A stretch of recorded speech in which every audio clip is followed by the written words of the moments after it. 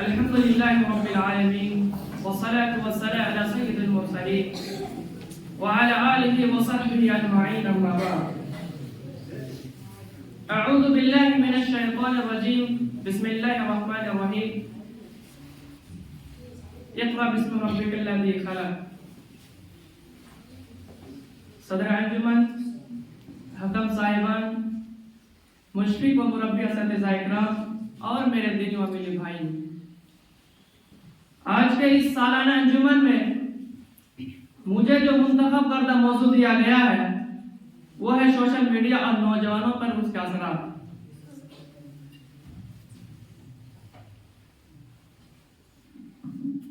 سامعین اکرام، میں اصل موضوع سے قبل موضوع کی وضاحت کرنا مناسب سمجھتا ہوں تاکہ موضوع کا سمجھنا آسان ہو جائے۔ اب سوال یہ پیدا ہوتا ہے کہ سوشل میڈیا کہتے ہیں کسے؟ اگر سوشل میڈیا کو لفظی اور اصطلاحی تعریف سے دیکھا جائے تو لفظ سوشل میڈیا کے دو لفظ سے مل کر بنا ہے۔ ایک تو سوشل جو سماجی معاشرتی اور لوگوں کا مل جل ایک دوسرے سے تعلق قائم کرنا، اور میڈیا ذریعہ وابستہ اور پیغام معلومات پہنچانے کا ایک اہم ذریعہ اور سسٹم ہے۔ اگر اصطلاحی تعریف سے سوشل میڈیا کو دیکھا جائے تو سوشل میڈیا وہ ڈیجیٹل پلیٹ فارم ہے جس میں دنیا بھر کے لوگ فوری طور پر ایک دوسرے سے بات چیت اور معلومات شیئر کرتے ہیں۔ سامعین اکرام، حقیقت تو یہ ہے کہ سوشل میڈیا ایک جاری سمندر کے مانند ہے جس میں ہیرے بھی ہے اور خاش و خاشاک بھی ہے۔ یہاں ایک انسان کی سوچ اور اس کی نیت پر ڈیپینڈ کرتی ہے کہ وہ کیا چنے گا، ہیرے یا تنکے۔ اگر نوجوان اپنے ارادوں کو مضبوط کر لے اور ساحل رہنمائی کے ساتھ اس سمندر میں تیرنا سیکھ لے تو یہی سوشل میڈیا اس کے لیے اس کی صلاحیت کو جلا بخش سکتا ہے۔ لہٰذا اگر نوجوان اپنے ارادوں کو مضبوط کر لے تو سوشل میڈیا کا یہی پیدا ہوا سمندر ان کے لیے ترقی، شعور اور علم کی قیمتیں فراہم ہو سکتے ہیں۔ تو آئیے اب سوشل میڈیا کے چند مثبت اثرات پر روشنی ڈالتے ہیں جو نوجوانوں کی زندگی کو بہتر بنا سکتے ہیں۔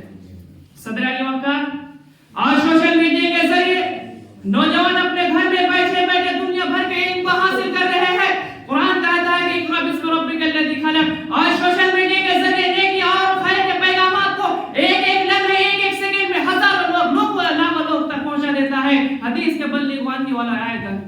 آج سوشل میڈیا کے ذریعے نوجوان کی صلاحیت کو نکھارنے کا ایک اہم ذریعہ ہے، جیسے کہ گفتگو، فن، ہنر اور ہر قسم کی صلاحیت کو سوشل میڈیا آج دنیا کے سامنے لانے کا موقع دیتا ہے۔ حدیث کہ ان اللہ یحب اذا عمل احدکم ان یتقنہ۔ آج نوجوان عالمی تبدیلیوں، نئی ایجادات اور حالات سے باخبر رہتے ہیں۔ قرآن کہتا ہے کہ وفوق کل ذی علم علیم۔ تو آئیے اب سوشل میڈیا کے چند منفی اثرات پر روشنی ڈالتے ہیں۔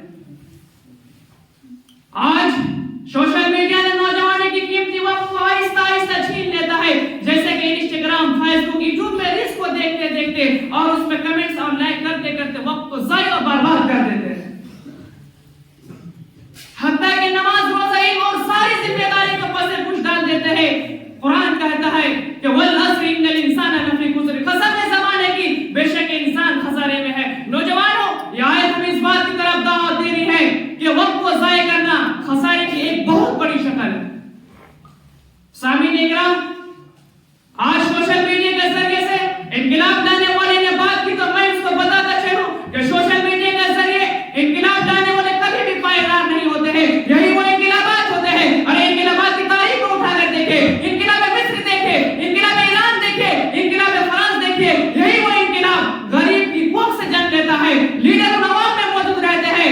تو دل میں یہی صدا آتی ہے کہ سوشل میڈیا سے زیادہ استعمال، کہ سوشل میڈیا سے زیادہ عوام میں رہنے والے کامیاب ہوتے ہیں۔ آج اسی سوشل میڈیا کو استعمال کرنے والے نوجوان آج حقیقت کی دنیا سے کٹ چکے ہیں، آج حقیقت کی دنیا سے کٹ چکے ہیں، جن سے بے چینی، تنہائی اور ڈسپریشن کا شکار کرنا پڑتا ہے میرے بھائی۔ آج اسی سوشل میڈیا نے تصویر اور ویڈیوز کے ذریعے سے نوجوان کے دل اور نگاہ کو آلودہ کر دیا ہے، جیسے کہ قرآن کہتا ہے کہ کل للمؤمنین یغضوا من ابصارہم۔ سامعین اکرام، آج سوشل میڈیا کو چاہے وہ مرد ہو یا عورت، نوجوان ہو یا بوڑھے یا بچے، جب وہ لوگوں کے درمیان استعمال کرتے ہیں ان سوشل میڈیا کو تو وہ اچھے طریقے سے استعمال کرتے ہیں، جیسے کہ حمد، نعت،